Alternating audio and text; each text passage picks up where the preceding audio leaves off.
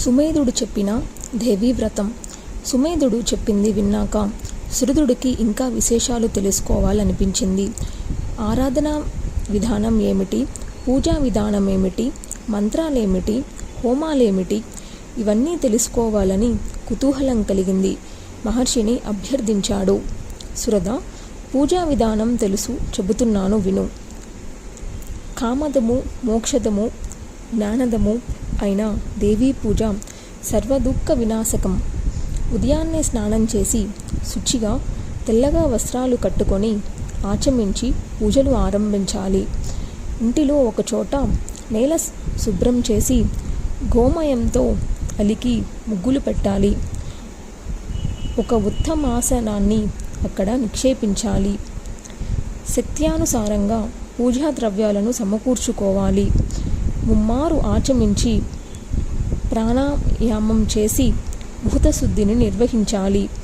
పూజా ద్రవ్యాలను ఉన్నతాసనాన్ని మంత్రోకధాలతో సంక్రోపించాలి. ఆ ఉన్నతాసనం అనగా పీట తయారు చేసిన షట్కోణ యంత్రాన్ని ఉంచాలి. రాగితో చేసిన శ్రీచక్రం అన్నమాట. దానికి అష్టకోణ బహిర్మండలం ఉండాలి. సవాక్షర మంత్రాక్షరాలను దాని మీద ఆయా స్థానాలలో లిఖించాలి. వేదోక్తంగా యంత్రప్రతిష్ఠ చేయాలి. పూజా మంత్రాలతో పూజా ద్రవ్యాలతో అర్చన సాగాలి. ఏకాగ్ర చిత్తంతో భక్తి ప్రవర్తులతో ఆగమోక్త ప్రకారంగా పూజను నిర్వహించాలి. సవాక్షర మంత్రాన్ని నిరంతరంగా జపిస్తూ ఉండాలి. దశాంశతగా హోమం చేసి దశాంశం తర్పణం చేయాలి. బ్రాహ్మణులకు దశాంశంగా భోజనాలు పెట్టాలి. దేవీ చరిత్రను పారాయణం చేయాలి లేదా చేయించాలి. రాజా, దేవీ నవరాత్ర వ్రతం కూడా ఒకటి ఉంది. అది విశేషం. ఆశ్వయుజ మాసంలో కానీ చైత్ర మాసంలో కానీ శుక్లపక్ష ప్రారంభం నుంచి 9 రోజుల పాటు ఉపవాస దీక్షతో ఈ వ్రతం చేయాలి. పాయస్నానంతో కానీ మేఘ మాంసంతో కానీ హోమాలి విపులంగా చేయాలి. బిల్వపత్రాలతో ఎర్రని పుష్పాలతో అర్చించాలి. ప్రతి మాంసంలోనూ అష్టమి, నవమి, చతుర్దశి తిథులు దేవీ సమార్చనకు విశేష ఫలప్రదాలు. ఇలా ఆరాధిస్తే నిర్ధనులు ధనవంతులవుతారు, రోగులు ఆరోగ్యం పొందుతారు, అపుత్రులు పుత్రవంతులవుతారు, వాళ్ళు వినయ వివేక సంపన్నులవుతారు, రాజ్యభ్రష్టులు రాజ్యాలను పొందుతారు, శత్రుపీడలు తొలగిపోతాయి. నియతేంద్రియుడై అర్చించిన విద్యార్థి విద్యాసంపన్నుడు అవుతాడు. ఆడ మగ అన్ని వర్ణాల వారు, అన్ని కులాల వారు ఈ పూజ చేసుకోవచ్చు. సర్వ సుఖాలు శుభాలు పొందుతారు. నవరాత్రి పూజలో మాత్రం కలశ స్థాపన చేయాలి. ఆ కలశం మీద యంత్రాన్ని స్థాపించాలి. చుట్టూ యవాంకురాలు ఉండాలి. పైని పుష్పమాలాలంకృతమైన పందిరి వేయాలి. దేవీ మందిరాన్ని ధూపదీపాలంకృతం చేయాలి. 9 రోజులు శక్తి వంచన లేకుండా త్రికాలార్చన నిర్వహించాలి. చండికా పూజలో ధనానికి లోభించకూడదు. ఫలపుష్పాలతో రకరకాల పిండి వంటలతో పుష్కలంగా నైవేద్యాలు పెట్టాలి. వేదమంత్రాలు, పురాణ పఠనాలు, గీతావాద్యాలు, నృత్య సాహిత్యాలు ఇత్యాదులతో 9 నాళ్ళు ఉల్లాసంగా ఉత్సవాలు జరపాలి. నూతన వస్త్రాలు, భూషణాలు, సుగంధ ద్రవ్యాలు, పుష్పమాలికలతో కన్యకలను బాగా ప్రతిరూపాలుగా భావించి అర్చించాలి. అష్టమి, నవమి, దశమి తిథులు అతి ముఖ్యమైనవి. ఈ రోజుల్లో విశేషంగా వేదాంగవేత్తలను గౌరవించాలి. సువర్ణ, రజత, భూవస్త్రాది ధనాలతో సంతృప్తిపరచాలి.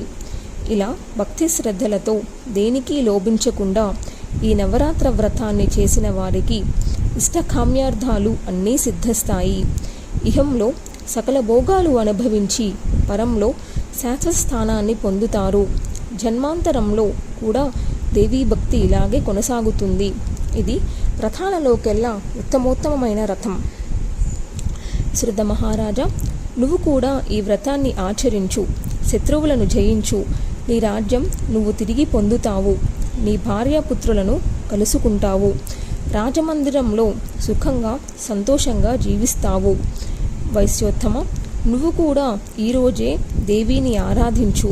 నీ వాళ్ళు నిన్ను గౌరవిస్తారు. ప్రేమానుబంధాలు చిగురిస్తాయి. దేవీలోకంలో నీకు చోటు దొరుకుతుంది. క్రిందటి జన్మలో మీరు దేవిని ఆరాధించలేదు కనుక ఈ జన్మలో ఇన్ని కష్టాలు వచ్చాయి. అంబికను ఆరాధించని వారికి ఇంతే గతి. కష్టాలే కాదు, రోగాలు రోష్టులు కూడా చుట్టుముడతాయి. వారికి నరకం తథ్యం. ఇహపరాలు రెండు నరకాలే అయిపోతాయి. దేవిని ఆరాధించిన వారికి బుద్ధి కుశలత కూడా క్షీణిస్తుంది. బిల్వ దళాలతో, కరవీర శత్రపత చంపకాది సుగంధిల పుష్పాలతో అమ్మవారిని ఆరాధించని వారు ఇహలోకంలోనే విలాసమయ జీవితాన్ని గడుపుతున్నారు. ఆ శక్తి భక్తి ప్రయాణులకు ధన్యులు, కృతపుణ్యులు, సకల సద్గుణ నిలువలై సహజంగా ఉన్నంత గౌరవ మర్యాదలను పొందుతారు. వేద మంత్రాలను పఠిస్తూ అర్చించిన వారికి సన్మాన పరంపరలు ఘనంగా జరుగుతాయి.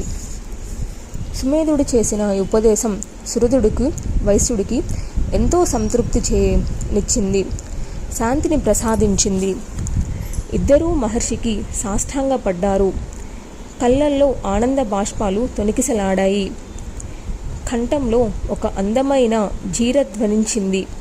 మహాత్మా, మమ్మల్ని పరిపూతలను చేశావు. మా దుఃఖాన్ని తొలగించి శాంతి ప్రసాదించావు.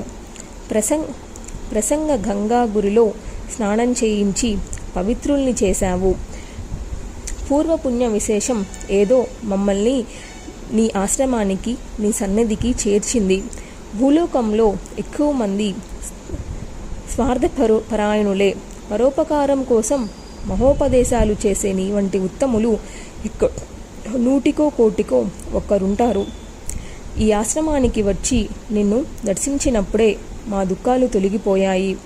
ఇప్పుడు నీ ఉపదేశ వాక్యాలు మానసిక దుఃఖాలు మొత్తంగా ఉపశమింపచేశావు. ఇదే కృపతో, ఇదే దయతో, ఇదే వాత్సల్యంతో ఇక ముందు ఇలాగే విడవకుండా మా చెయ్యి పట్టుకొని నడిపించు. సాగరాన్ని దాటించు. ఇంతకాలం ఈది అలసిపోయాము. మంత్రోపదేశం చేసి నువ్వు ధరింపజేయి. ఆ మంత్రాన్ని జపిస్తూ మరికొంతకాలం ఇక్కడే ఉండి తపస్సు చేసుకొని అటుపైని మా గృహాలకు వెళతాము. మహానుభావ, నవాక్షర దేవీ మహామంత్రాన్ని ఉపదేశించు. నిరాహారులమై నియమనిష్టలతో జపిస్తాము. సమాధి సురదులకు దేవీ దర్శనం. ఈ అభ్యర్థనకు సుమేధుడు సంతోషించాడు. వెంటనే మంత్రాన్ని ఉపదేశించాడు. పాటించవలసిన నియమాలు తెలియజేశాడు. రాజా వైశ్యులిద్దరూ మంత్రాన్ని స్వీకరించి మహర్షికి మరోమారు నమస్కరించి నదీ తీరానికి వెళ్ళి ఏకాంత ప్రదేశాలలో తపస్సుకి ఉపక్రమించారు. 1 నెల గడిచింది. ఇద్దరి మనస్సులు కుదుటపడ్డాయి. సమాధి నిష్ట అలవాటయ్యింది. దేవీ పాద పద్మాల పట్ల ప్రీతి పరిపూర్ణంగా ఏర్పడింది. మధ్యలో ఒక్కొక్కసారి వెళ్ళి మహర్షి పాదాలకు నమస్కరించి వస్తున్నారు. వచ్చి యథావిధిగా స్థిర తపస్సులలో కూర్చుంటున్నారు. ఇక ఏ పని లేదు. నిరంతరం మంత్రజపం, దేవీ ధ్యానం. సంవత్సరం గడిచింది. ఫలహారం విడిచిపెట్టి కేవల పర్ణాహారులై మరో ఏడాది తపస్సు చేశారు. ఇద్దరికీ ఒకే రోజున ఒకే సమయానికి జగన్మాత స్వప్న సాక్షాత్కారం అనుగ్రహించింది. రక్తమాల్యాంబరధారిణ్ణి దర్శించిన దివ్యానుభూతితో పులకించిపోతూ మరొక సంవత్సరం పాటు తపస్సు కొనసాగించారు. 3 ఏళ్లు గడిచాయి. ప్రత్యక్ష దర్శనం కోసం పరితపిస్తున్నారు. దేహత్యాగానికి సిద్ధపడ్డారు. సురధ మహారాజు చేతిపాటి లోతులో త్రికోణ రూపంగా ఒక కుండాన్ని సిద్ధం చేశాడు. అందులో అగ్నిని రగిల్చాడు. ఇద్దరూ చెరొక వైపు కూర్చొని తమ శరీరంలో మాంసఖండాలను కోసి అగ్నికుండంలో హోమం చేశారు. రక్తంతో బలి ప్రదానం చేశారు. జగన్మాత ప్రత్యక్ష దర్శనం అనుగ్రహించింది. ఇద్దరూ ఆనందం పట్టలేక బోరున విలిపించారు. జగజ్జనని మృదువుగా పలకరించారు. జగజ్జనని కూడా మృదువుగా పలకరించింది. రాజా, వైశ్య, మీ భక్తికి సంతోషించాను. మిమ్మల్ని నా భక్తులుగా స్వీకరిస్తున్నాను. ఏమి కావాలో కోరుకోండి, వరం ఇస్తాను అంది. శత్రుబలాన్ని ఓడించి తన రాజ్యం తనకు ఇప్పించమని సురదుడు కోరుకున్నాడు. తదాస్తు అంది దేవి. వెంటనే బయలుదేరి నీ రాజ్యానికి వెళ్ళు. శత్రువులు ఇప్పుడు బలహీనులు, తేలికగా జయిస్తారు. నీ రాజ్యం నీకు దక్కుతుంది. ధర్మబద్ధంగా ఏలుకో. నీ మంత్రులు పశ్చాత్తాప హృదయులై వచ్చి నీ పాదాల మీద పడతారు. నిష్కంటకంగా 1000 సంవత్సరాలు పరిపాలించి తనువు చాలించాక నువ్వు సూర్యవంశంలో మనువుగా జన్మిస్తావు. వెళ్ళి రమ్మంది. వైశ్యుడు వినమిత గాత్రుడై నమస్కరించి, అమ్మా, నాకు ఇక ఇల్లు, వాకిలి, ఇల్లాలు, బిడ్డలు, ధనము, ధాన్యము ఇవి ఏమీ వద్దు. ఇవన్నీ మోక్షానికి ప్రతిబంధకాలు, కనిపించని గాఢబంధనాలు, స్వప్నాల్లాంటివి, అతి నశ్వరాలు. ఇవి నాకు వద్దు. బంధనాశకము, మోక్షప్రదము అయిన విశద జ్ఞానాన్ని అనుగ్రహించు. విస్తారమైన ఈ సంసారంలో మునిగి తేలే మూఢత్వం నేను వాంఛించను. తరుణోపాయం అర్థిస్తున్నాను అన్నాడు. వైశ్యవర్యుడి అభ్యర్థనను దేవి ఆమోదించి జ్ఞానం ప్రసాదించి అదృశ్యమయ్యింది. క్షత్రియ వైశ్యులిద్దరూ ఆనంద పరవశులై సుమేధుడిని సమీపించారు. భక్తితో నమస్కరించారు. అంతలోకి సురద మహారాజు గారి మంత్రులు రథాస్వాలపై వచ్చి పాదాభివందనాలు చేశారు. మ్లేచ్చురు అంతరించిపోయారని, రాజ్యం ఇప్పుడు నిష్కంటకమైందని విన్నవించారు. రాజధానికి వచ్చి సింహాసనం అధిష్ఠించి పరిపాలన సాగించమని అభ్యర్థించారు. సురదుడు మహర్షి దగ్గర ఆశీస్సులు, అనుజ్ఞలు అందుకొని రాజధానికి వెళ్ళిపోయాడు. భార్య, బంధు, మిత్రవర్గాలను కలుసుకొని యథావిధిగా పరిపాలన సాగించాడు. వైశ్యుడు మహాజ్ఞాని అయి నిస్సంగుడై అదే ఆశ్రమంలో చాలా కాలం ఉండి అటుపైన తీర్థయాత్రలు చేస్తూ దేవీ మహత్యాన్ని బహుదా గానం చేస్తూ కాలం గడిపాడు. కట్టకడపటికి ముక్తి పొందాడు. జన్మేజయ, దేవీ చరిత్రలో ఇదొక అద్భుతమైన కథ. దేవీ ఆరాధనకు ఫలం ఎలా ఉంటుందో తెలియజెప్పే పవిత్ర గాథ. దీనిని లిఖించిన వారికి, పఠించిన వారికి, ప్రచురించిన వారికి, వినిపించిన వారికి, విన్నవారికి అందరికీ ఇహలోకంలో సకల సుఖాలు సమకూరుతాయి. జ్ఞానము, కీర్తి, ధనము, భోగము, భాగ్యము పుష్కలంగా లభిస్తాయి. కడపట నిశ్చయంగా మోక్షం లభిస్తుంది.